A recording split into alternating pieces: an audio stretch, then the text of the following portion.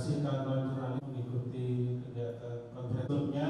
Mengawali kongres yang ke-12 di tahun 2024 ini, Aliansi Jurnalis Independen (AJI) akan menggelar 2 kegiatan besar di Kota Palembang, yakni Indonesia Fact Checking Summit dan Press Freedom Conference. Indonesian Fact Checking Summit sendiri akan membahas tren gangguan informasi hingga artificial intelligence.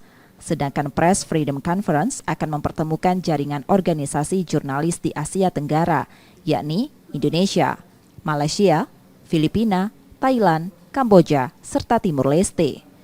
Kegiatan ini sendiri diharapkan mampu memberikan dampak positif bagi perkembangan pers di Sumatera Selatan dan di Indonesia.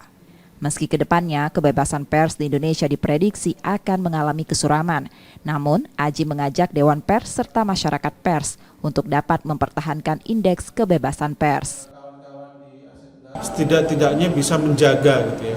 Saya masih optimis dengan AJI, Dewan Pers dan masyarakat pers yang lainnya itu setidak-tidaknya mempertahankan indeks kebebasan pers kita itu tidak turun atau jatuh seperti era Orde Baru. Nah, karena itu sebenarnya kuncinya ada di masyarakat pers sendiri dan masyarakat sipil supaya siapapun rezim yang berkuasa itu masyarakat sipilnya atau masyarakat persnya harus kuat supaya tidak bisa diintervensi seperti Orde Baru ya.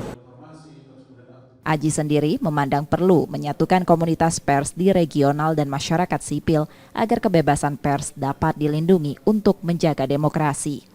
Nur Muhammad, Kompas TV, Palembang, Sumatera Selatan.